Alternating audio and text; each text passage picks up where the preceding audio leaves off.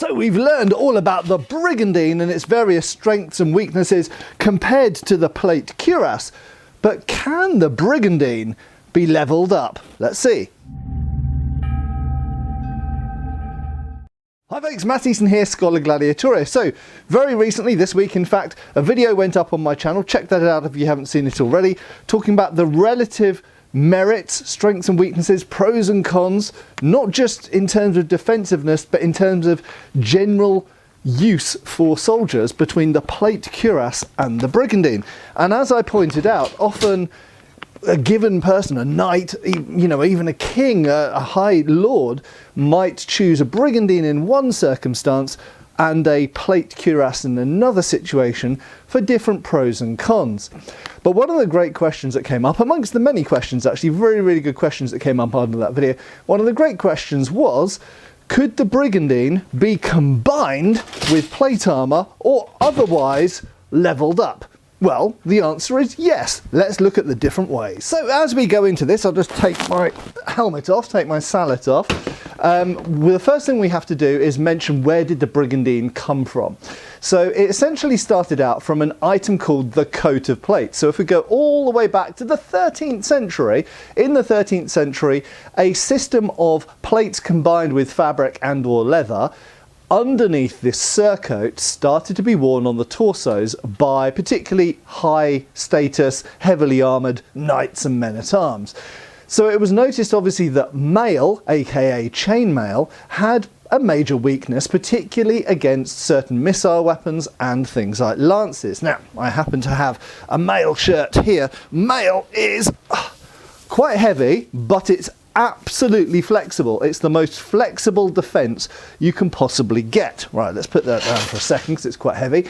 So it's fantastic. It's really good. However, it has some weaknesses, and by putting plate on the torso, they essentially found that you were far better against lances on horseback and indeed against things like arrows. So it gave you greater longevity and made you a little bit more of a tank on the battlefield. Now, this coat of plates essentially developed into two directions. One direction went via something we call the corazina. Now, I don't own a corazina, but a corazina is quite similar to a Brigandine, and it, generally speaking, has a larger plate on the front of the body. Not quite as large as that usually, but we get to that in a second. It usually has a larger plate on the front of the torso, and then smaller plates below and all around. And we find this particularly in the late 1300s, all the way through, in fact, to the early 1400s. So the end of the 14th century, beginning of the 15th century. Now, the corazina, or rather the coat of plates, develops into two directions from there. In one direction, the plates get bigger and bigger via things like these standalone breastplates, and essentially develops into the all-white harness, into the cuirass. So that's the sort of direction that most knights and men-at-arms for the heavy armour go in. But the other direction that the coat of plates develops in is having smaller and smaller plates. And already at the Battle of Visby, which was in 1361, we find a series of coat of plates that conform to various different patterns. Now, some of those have larger and fewer plates, and some of those have multiple smaller plates. And those types of coats of plates develop into the Brigandine. So that by the time we get to the 15th century, we have a combination of things going on. We have the full plate harness, we have the Brigandine, and indeed we have the corazina. And just to confuse things even more, we have standalone breastplates, sometimes worn with a mail shirt, sometimes worn as part of the corazina or coat of plates. So already you'll start to see that plates, large plates, were already part of the Brigandine's history. So when people asked me, could you simply put a cuirass over a Brigandine, it's more that the cuirass is sort of related to the Brigandine. And if we have large plates on the chest, like that, combined with the rest of it being Brigandine, you've essentially got the corazina. So that was a pre-existing type of armour. One of the advantages, however, of course, of having multiple small plates on the Brigandine is a huge amount more flexibility, comfort, mobility, and no real restriction to movement. As soon as you have one large plate, or even a couple of large plates, a pair of plates as they were known, on the front of the torso, it increases your protectiveness, but it reduces your flexibility and mobility. So the brigandine was a thing. The brigandine existed by the sort of end of the first half of the 15th century as a very common defence for many types of soldier. Don't just think about archers and common soldiers, you know, billmen and pikemen and people like this, gunners, but also all the way up to the knights and nobles that I mentioned, who might normally wear one of these, they sometimes wore one of these instead. And so to directly answer the question, could you put one of these over one of these? You wouldn't really want to, okay? Now, I have to say, I do know people that have done it, so it is physically possible, but you need a cuirass that is big enough to go over this, because you're now essentially wearing one armour over the top of another armour, a bit like Russian dolls.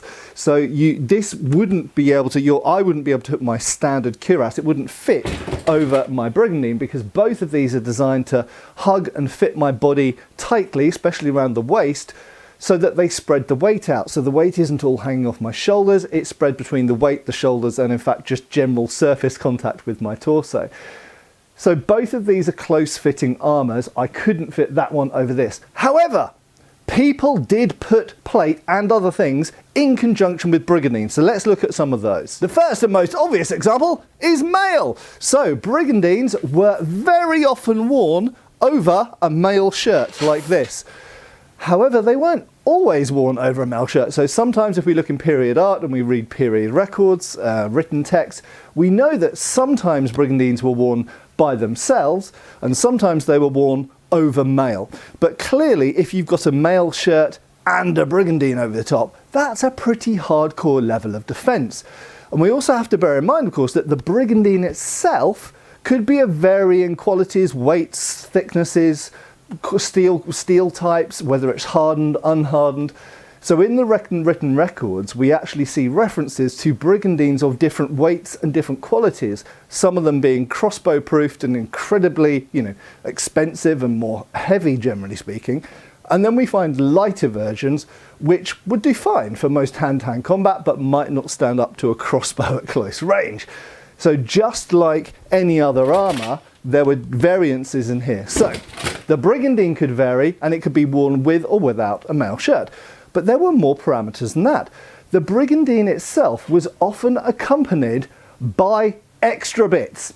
The most common extra bits we see are shoulder pauldrons, essentially, or spaulders. So essentially brigandine elements, they're still made in the same way as the rest of the brigandine, so with steel plates underneath fabric, covering the tops of the shoulders. In fact, we sometimes even see brigandine other parts of armour. So we sometimes see, bits of arm and leg armour made of brigandine type construction, and sometimes even tassets. These are the plates that hang down that cover the junction between the top of the leg and the bottom of the skirt.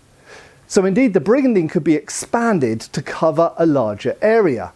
But they did also combine it with plate. Now, the most common way that plate was combined with brigandine was simply replacing the plate cuirass with the brigandine. So the rest of the plates on the body, so if you were a knight or a highly armoured man-at-arms, if you had plate arms and plate legs, and obviously everyone's got a helmet in this period, possibly even other elements like a bever, pauldrons, things like this, they were simply combined with the brigandine. So for example, with my armour, I can, instead of putting all of my armour on with the cuirass, I can put all of my armour on with the brigandine instead, and this means it's easier to get on and off myself, it's quicker, it's much more comfortable, more flexible, I've got a better range of motion when I'm fighting, this kind of stuff. So it's less protective, yes, and if I'm going to be hit by lances or poleaxes, or perhaps if I'm going into war where lots of people are shooting arrows and crossbow bolts at me, probably want to wear this.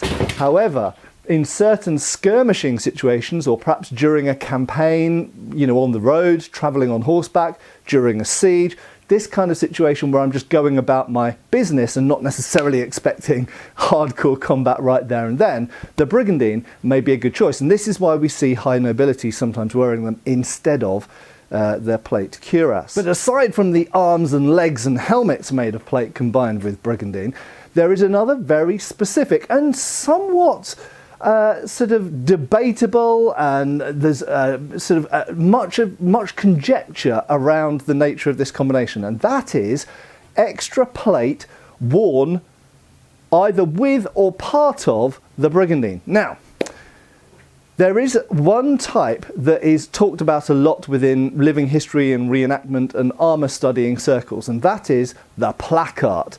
Now, what we seem to see in art sometimes is a separate placard. Now, just if you don't know, the placard is this part, okay? So it's the lower half of the breastplate and the accompanying backplate. And attached to that is the skirt down here and full, and maybe tassets if you've got those attached. Mine aren't attached at the moment.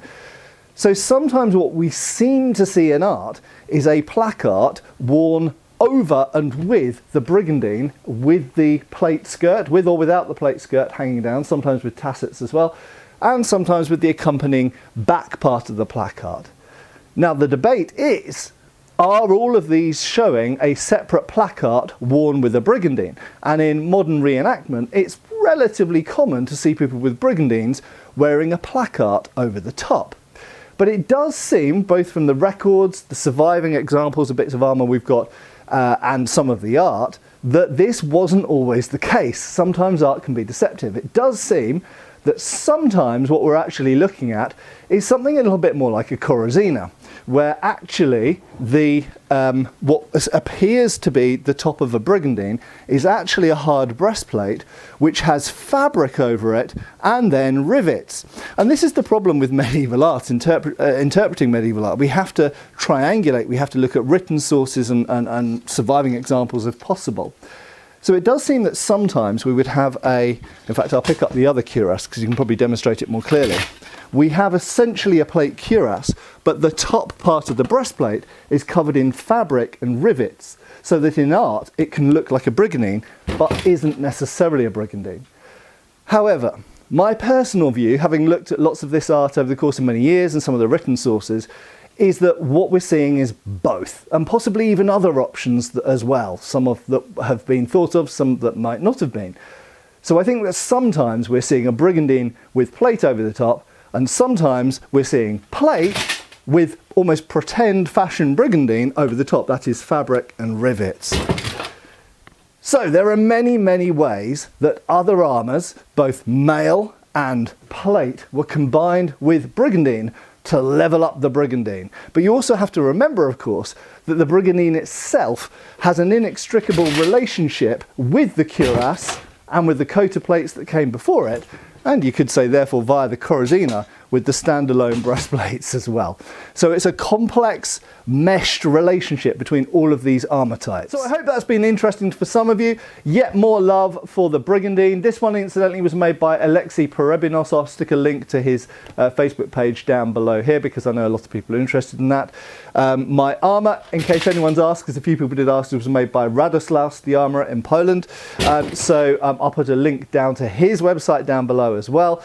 Thanks a lot for watching. I hope this has been educational, and for those of you who are playing Kingdom Come Deliverance out there too, I hope this has also been interesting background for you playing this game. Anyway, thanks a lot for watching. Make sure you're subscribed, and I hope I'll see you back on the channel really soon. Cheers, folks. Thanks for watching. We've got extra videos on Patreon. Please give our Facebook a like and subscribe if you haven't already. Cheers, folks.